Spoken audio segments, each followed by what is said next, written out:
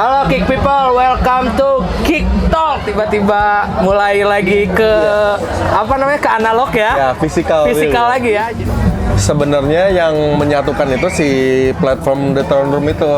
The Throne Room sekarang ada physical store-nya di The Hallway Space ya. Ini dari Nirkras ini cabangnya banyak gara-gara si Throne Room itu ya. Bener. Alasan terutamanya selain jadi collectible item nih ya, si Nirkras merilis rilisan fisik berupa kaset pita. Apa sih Mas?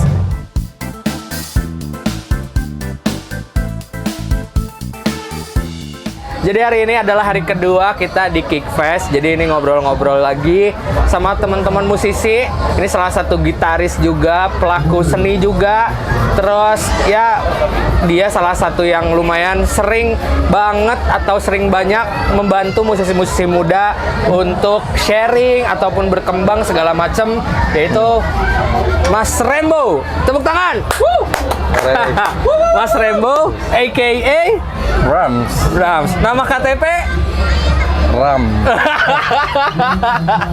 Tidak akan disebutkan ya nama KTP-nya. Mungkin teman-teman udah sering ketemu juga sama Mas Rembo, baik di tongkrongan anak-anak kalau lagi ngeband, lagi nongkrong, main ke Creative Space. Mungkin Mas Rembo juga aktif juga untuk ngebantuin teman-teman yang lain.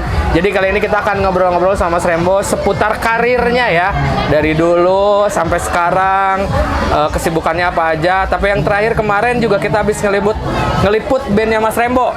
Betul ya? Betul. Kick Media kemarin kita kerjasama juga sama bandnya Mas Rembo, itu Nirkras. Salah satu band rock alternatif di Bandung. Jadi boleh sedikit cerita Mas Rembo, perkenalan Mas Rembo sebenarnya sama anak-anak Kick Media tuh. Woi, ini ada banyak banget ininya ya. Wah, terima kasih. Boleh sedikit ceritain Mas Rembo perkenalannya dengan Mas Rembo sama teman-teman Kick Media lah. Akhirnya kemarin bisa kerja sama bareng acaranya Nirkras sama Kick Media gitu. Sedikit boleh cerita dulu Mas. Kemarin baru ada acara hearing session untuk EP terbarunya Nirkras, Saturasi EP yang rilis 2 Oktober. 2 Oktober. Berarti kalian bisa langsung cek aja di saat video ini rilis. Kalian udah bisa cek langsung di platform digital lagunya Nirkras berarti. Betul. Okay. Dan juga ada rilisan fisiknya itu kaset. Oh, rilisan fisiknya kaset. Iya. Wah, ini unik juga nih. Tiba-tiba mulai lagi ke ke analog ya. Ya, fisikal lagi ya. Jadi buat collectible item juga sih ya. Boleh sedikit Mas tadi lanjut lagi cerita perkenalannya Mas Rembo sama teman-teman dari Kick Media. Kalau kenal Kick Media karena kebenaran aku kan punya platform ya untuk musik namanya The Throne Room. Jadi The Throne Room tuh tempat sanctuary saya naruh alat-alat. Ya. Sama studio juga. Pokoknya numplek semua alat-alat ngumplit di situ. Jadi kebenaran teman-teman musisi sering main ke rumah. Ya udah gitaran, nongkrong, ngobrol-ngobrol segala macam. Terus dapat informasi gitu. Iya, benar. Dan itu ternyata banyak. Gitu dari mulainya dari 2000-an sebelum 2010 sih. Tapi setelah 2010 udah mulai intens ya, banyak yang main gitu. Jadi akhirnya dari situ ketemu juga lingkungan teman-teman Kick Media juga ya. Ketemu teman-teman Kick Media karena studio pindah kerja sama Downtown Studio untuk ngebangun si studio recordingnya. Oke, yang ada di atasnya Room. Betul. Oke. Di satu kompleks sama The Pleasant Service. Kebetulan ada Amel juga, teman-teman Kick sering di sana. Ya ngobrol ternyata terutama sama Kak Yogi nih. Kak Yogi sebenarnya dulu historinya aku kan pernah running galeri juga, art gallery. Dia salah satu artis yang berpartisipasi di pamerannya. Jadi buat teman-teman yang belum tahu Downtown itu ada di Jalan Mangga nomor 37A. Jadi di sana tuh ada banyak banget fasilitas buat teman-teman kalau pingin ngopi atau latihan band atau rekaman atau pingin nyemil ya. Ya, bahkan sekarang Trodun ada di sana divisinya. Jadi kalau mau servis gitar, setting setting bisa di sana. Kalau nggak Jadi- salah ada merchandise juga di sana kan ya? Ada juga, ada tokonya Downtown Market. Oke, jadi teman-teman bisa datang ke sana kalau pingin kepo-kepo main ke sana lah ya. Betul, betul. Jadi awalnya tuh irisannya Dengan Mas Rembo dengan Kick tuh karena waktu itu sempat bersinggungan juga sama Mas Yogi ya. Iya bener, sering ngobrol sama Amel, sama anak-anak TPS, Amel, Ilham. Terus akhirnya Kick sempet ada Kick Pick kalau nggak salah ya. Iya, Kick Pick. Saya ikutan di situ. Ya udah, ya akhirnya ngobrol-ngobrol. Oh, salah satu founder Nggak spasial ya? founder, yang Oh, bukan. running, Yang running. Oh, Kalau yang running. foundernya Mas Ardo. Itu cerita juga sih, itu spasial juga. Kita nanti mungkin di cerita yang lain lah ya, spasial Iya. masalah kita bahas Pokoknya itu. di setiap tempat yang berkumpul manusia, Ya. ada di atas rame. Oke. Jadi Iya. nanti kita Ngomongin Bapak Skena Bandung mah ini. iya. Ayah skena. Dengar-dengar. Dengar mau nyalonin wali kota. Oke, iya. Coba tadi. Bandung 1 ini? Iya. Oh, BDG 1. Wali kota Brighton City di Woi, Brighton City. Jadi nanti mungkin kita kalau ngebahas irisan ke yang spasial yang lain-lain mungkin Iya, di nanti. next obrolan lah ya. ngomong Kita music, music dulu aja lah. music. Jadi itulah Nirkras bisa irisannya karena ada Iya. Yogi. Jadi buat teman-teman yang nggak tahu Yogi itu salah satu rapper ya, rapper. Asal Solo. Ya, asal. Nanti Jadi, di next episode ya. next episode kita Yogi the rapper. ya Yogi the rapper dan Yogi the Electric Boys. Benar-benar. Nanti kita akan ngobrol. Jadi dari Ya, situ kenal akhirnya terjadilah kolaborasi antara Bener. Nirkras dan Kick Media Ya. di hearing seasonnya kemarin. Bener, tapi Masih 15 menit kok. Tapi kalau mundur sedikit, sebenarnya yang menyatukan itu si platform The Throne Room itu. The Oke. Throne Room sekarang ada physical store-nya di The Hallway Space kan. Oke, Jadi iya, itu iya, kayak iya. bentukannya kayak store, ada lab-nya juga, sama ada tempat servis alat musik Iya, iya, di situ, tempat nongkrong juga. Terus waktu itu ngajak tim Kick juga main ke Main ke Hallway. sana, ke Hallway. Terus kebetulan dikenalin sama manajemen Hallway jadi ngonten. Jadi ini. Iya. Oke. Nah, Terus? kalau ngomongin Throne Room, flashback sebelumnya Throne Room Nah. itu sesuai namanya adalah kamar. Oke. Kamar. Throne itu adalah kursi. Kursi panas. Jadi tiap orang yang datang duduk di kursi itu gigitaran nggak akan kuat 5 menit, 15 menit pasti berjam-jam. Nah, hasilnya adalah ya teman-teman, contohnya waktu itu saya lagi ada proyek kerjaan juga sama Rekti. Terus Rekti nongkrong di rumah, gigitaran, ada datang Tama sama Absar, akhirnya mereka ngeband jadi Muner.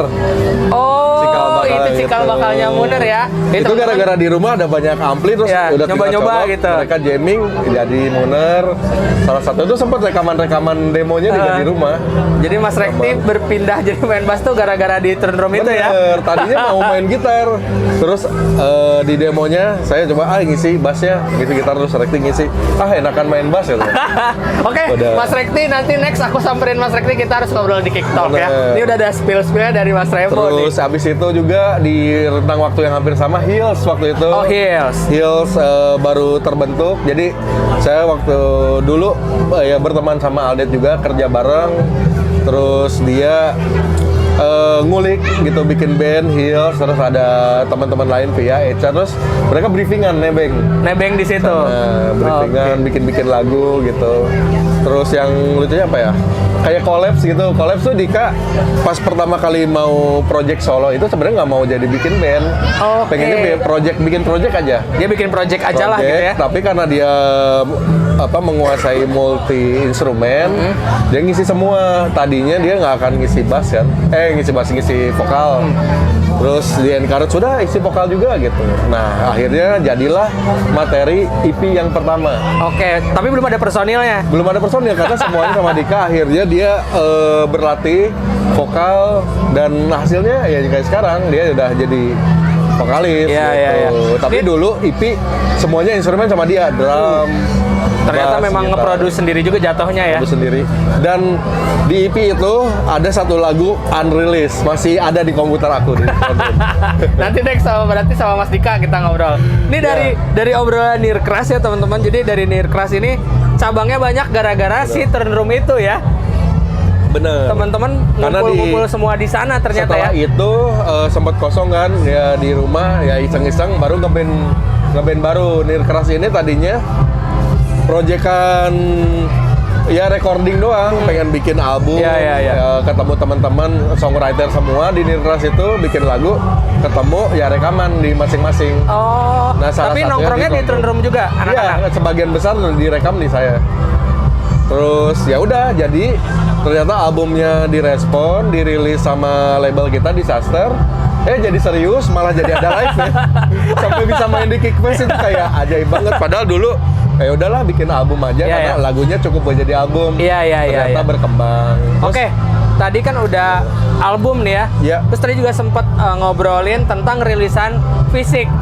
Di ya. zaman yang sekarang, anak-anak sekarang nih udah pada fokusnya, udah aja kita nge-collect digitalnya aja deh gitu. Alasan terutamanya selain jadi collectible item nih ya, si Nirkras merilis rilisan fisik berupa kaset pita, apa sih Mas? Karena sebenarnya gini, pengen ngerasain apa lagi sih? sedikit background juga, saya dulu punya record label. Oke. Record label namanya Broken Jaws Records, merilis band-band post hardcore, emo post hardcore, terus band hardcore, metalcore gitu-gitu. Namanya Broken Jaws, dulu merilis band-band itu, kompilasi dan lain-lain. Dan dulu bikinnya nggak digital, bikinnya tuh kaset. Kaset. Masih rekaman pita. Rekamannya udah digital, tapi cuman rilisannya jadi masih kaset. Ya, gitu. Jadi membalik nostalgia lah ya, misalnya nostalgia juga, ya. Kayak seneng aja gitu, kaset numpuk terus ada diskografi. Iya. Tapi ini juga jadi salah satu rilisan collectible item ya, bisa dikoleksi dan bisa dipegang lah ya. Bisa dipegang. Kalau kita pakai rilisan digital mungkin kita nggak tahu nih kalau dan larinya. bisa dipamerin. Iya.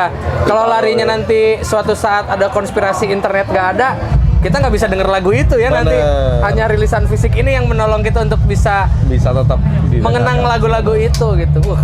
Konspirasi nanti next episode. Bener. Oh ini mah lama kurang. Karena dulu gini, saya pernah gini.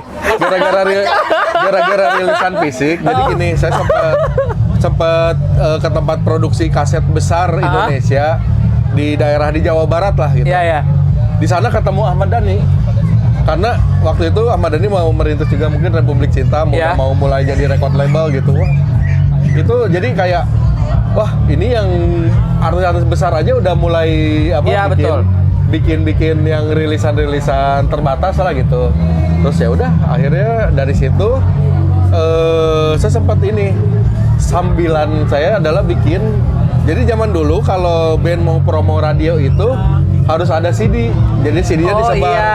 Karena dulu internet kan nggak terlalu kencang. Dulu kirim demo istilahnya ya. Kirim demo. Nah, bahkan artis yang udah rilis album, mereka nggak punya jatah promo. Iya. Jadi saya kerjanya adalah bikin promo CD buat artis-artis major label.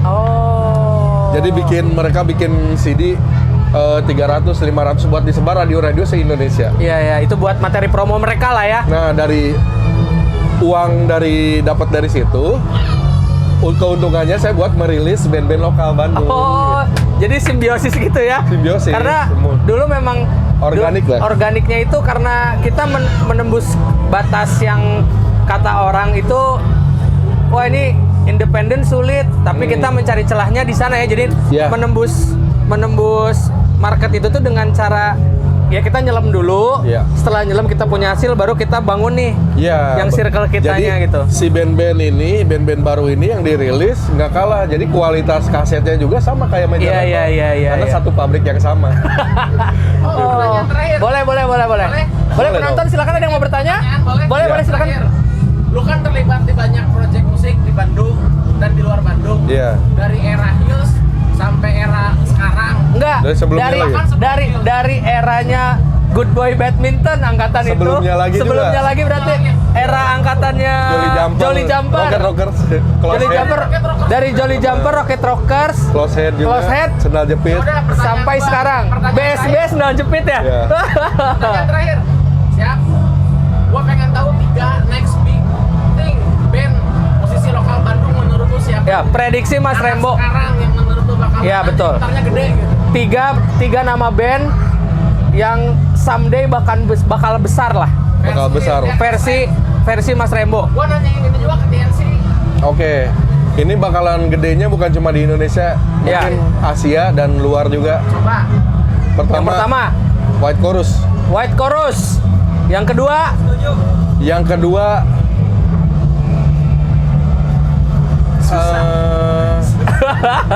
ini ada potensinya, cuman ini personilnya sibuk semua. apa? Suicide.